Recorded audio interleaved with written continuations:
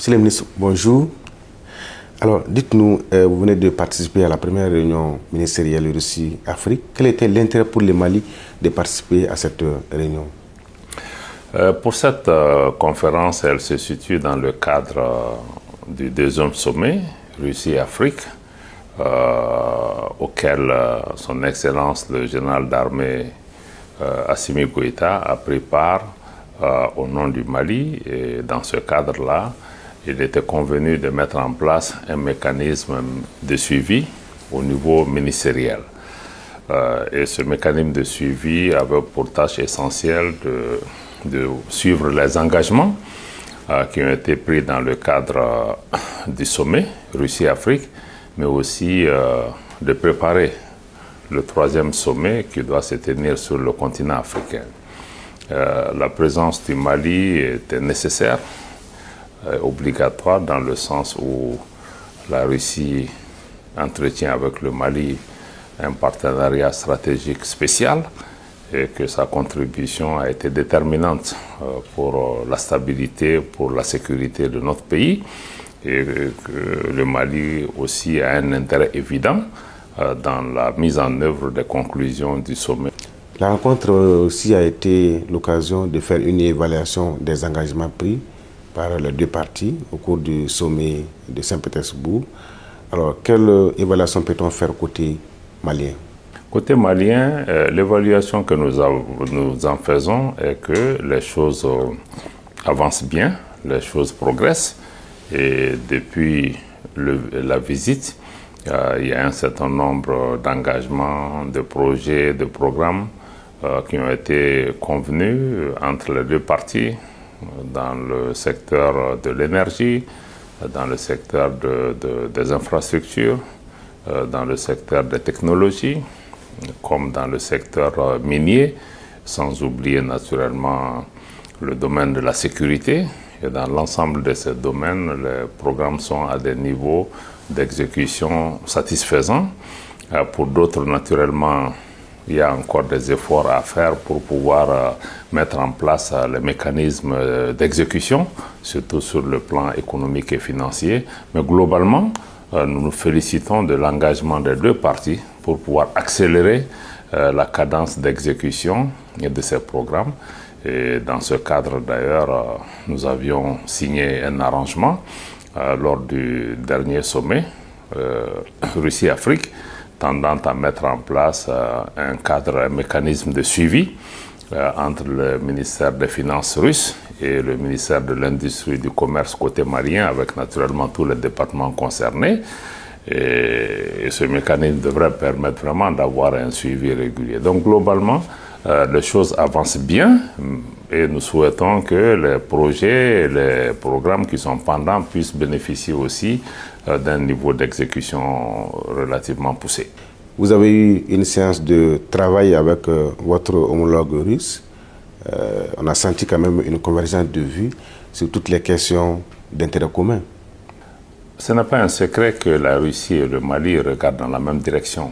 Je pense que ça a toujours été le cas. Ces dernières années, ceci a été renforcé dans le cadre d'un partenariat stratégique spécial, comme cela a été réitéré par les deux parties lors de nos entretiens, parce que la Russie et le Mali partagent des valeurs et des principes communs aux deux pays par rapport à notre vision des relations entre États fondées sur le respect de la souveraineté, l'égalité souveraine des États, mais aussi la non-ingérence dans les affaires intérieures des pays, la nécessité aujourd'hui de conjuguer les efforts pour l'avènement d'un monde multipolaire qui puisse asseoir une gouvernance capable d'apporter la paix et la prospérité à l'échelle mondiale. Donc, et aussi, nous partageons les mêmes visions par rapport à la nécessité de renforcer aussi le combat contre le terrorisme et contre les sponsors étatiques étrangers du terrorisme, en mettant en place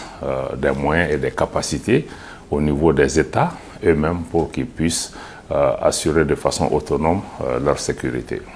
Parlant des sponsors étrangers du terrorisme, vous parlez de l'Ukraine, j'imagine. Et on a senti la solidarité russe avec le peuple malien sur cette question-là.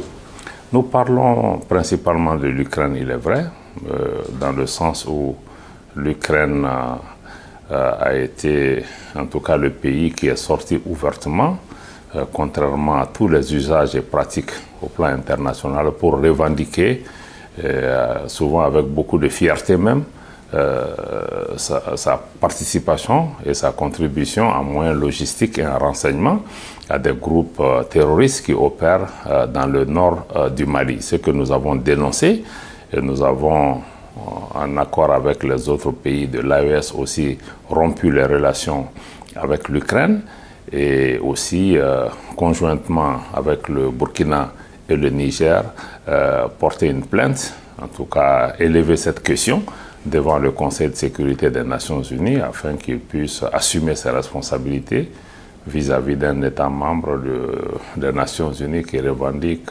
ouvertement le terrorisme. Naturellement, quand on parle de sponsors étatiques étrangers, il ne faut pas aussi se voiler la face. L'Ukraine n'est peut-être que la partie visible de l'iceberg.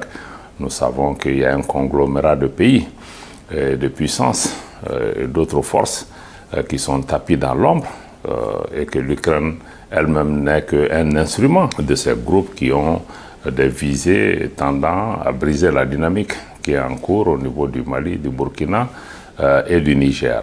Mais ce n'est pas seulement l'Ukraine. Nous savons qu'il y a des pays de la région qui abritent, qui soutiennent, financent et arment les groupes terroristes. Et il y a d'autres à l'extérieur. Donc nous nous élevons contre cette pratique visant à créer la déstabilisation dans l'ensemble de la région et souvent pour des objectifs géopolitiques. Monsieur le ministre, vous avez pris part à un panel sur Russie-Afrique, la lutte pour la vérité. Est-ce que toute la vérité a été dite? En tout cas, elle a été largement dite. Elle a été largement dite. La vérité, c'était de faire en sorte que nous puissions renforcer la lutte contre le colonialisme et avoir la même compréhension. Comme vous l'avez vu lors des différents panels, nous nous rendons compte que le colonialisme que nous pensions appartenir au passé est bien vivant, ses vestiges sont là, ses instruments et ses outils d'action sont bien présents dans nos pays et que nous devons, et il agit aujourd'hui de façon plus subtile pour maintenir un système de domination et d'assujettissement de nos pays. Mais une des vérités aussi qui a été réitérée et reconnue par tous, c'est que la Russie n'est pas un pays qui a un passé colonial, qui n'a pas colonisé de pays africains, qui au contraire a plutôt aidé les pays africains à se libérer. Et que le colonialisme n'est pas seulement que politique ou autre, il y a aussi des mécanismes qui ont été mis en place, notamment sur le plan économique, avec une économie coloniale qui met nos pays dans une situation de produire des matières premières et de les exporter en retour d'importer des produits industriels. Aujourd'hui, la relation avec la Russie et la reconnaissance de l'impact négatif de cet héritage colonial est de travailler ensemble pour une transformation structurelle de nos économies, pour l'industrialisation de nos économies, pour qu'on puisse créer des valeurs ajoutées et créer des emplois, et aussi avoir un partenariat gagnant-gagnant. Je pense que c'est pour toutes ces questions que cette notion est importante et nous avons mis en avant aujourd'hui tout le système qui est mis en place au niveau interne pour nier même notre identité, notre souveraineté. Je pense que c'est toutes ces pays, il y a certains pays qui estiment pratiquement que nous leur appartenons.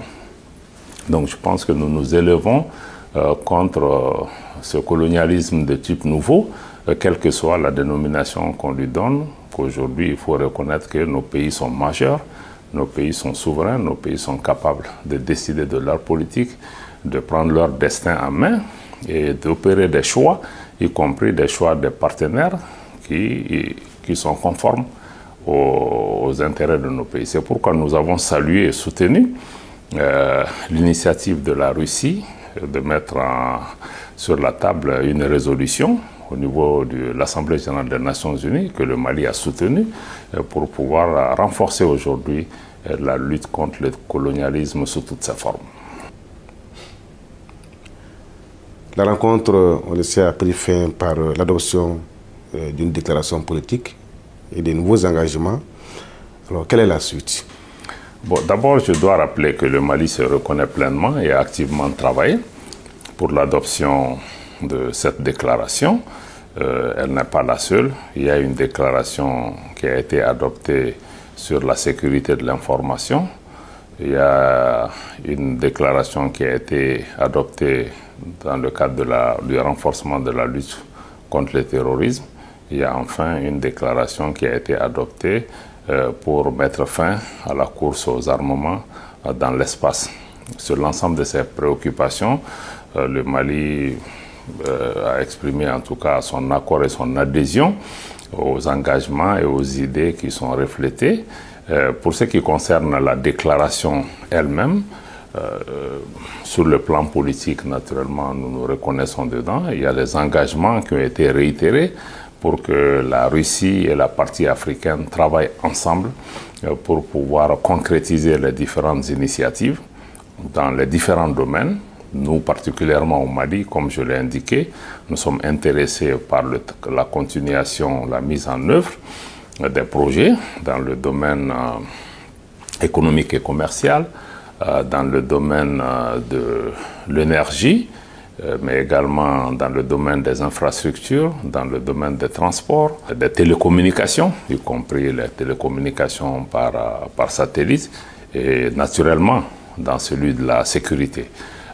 Aujourd'hui, l'enjeu pour nous et pour les autres pays africains, c'est de pouvoir travailler avec la Russie, pour que nous-mêmes nous puissions nous organiser davantage pour vraiment agir collectivement, définir nos priorités, mais aussi avoir des systèmes en place qui nous permettent de mieux préparer la prochaine étape qui est la tenue de la seconde conférence ministérielle qui doit se tenir en terre africaine l'année prochaine, et surtout la préparation du 3e sommet Russie-Afrique qui est prévu aussi pour se tenir en terre africaine en 2026. Sur l'ensemble de ces initiatives, le Mali est prêt et va poursuivre son engagement actif pour faire entendre sa voix, pour donner sa contribution constructive et positive à l'avancée de ses objectifs, faire en sorte que le partenariat entre l'Afrique et la Russie constitue en tout cas un pilier important du monde multipolaire que nous recherchons, parce que le partenariat, la relation politique et diplomatique entre la Russie et l'Afrique constituera un jalon important pour la paix et la stabilité mondiale, pour pouvoir aussi contribuer à tous les partenariats qui se dessinent sur le plan international.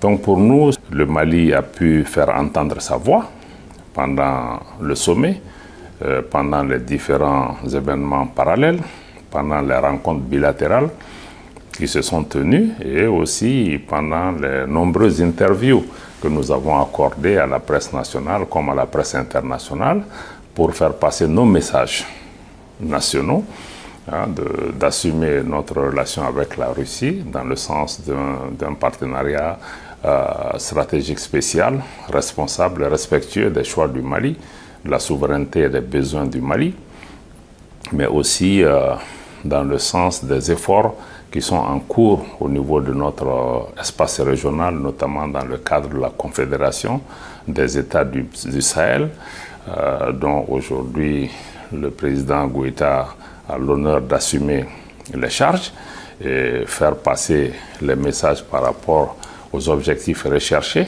dans le cadre de la Confédération des États du Sahel, et notre ouverture à engager des partenariats au-delà du bilatéral, mais également dans le cadre de la Confédération des États du Sahel, et notre volonté aussi d'entretenir des relations amicales et fraternelles avec tous les pays de cet espace-là, et notre souhait que toute coopération en tout cas puisse répondre aux préoccupations de nos pays, et notre volonté aussi de maintenir la diversification des partenariats au cœur de notre action extérieure. Avec tous ces éléments, nous pensons que notre contribution, notre participation et notre contribution à cette première conférence.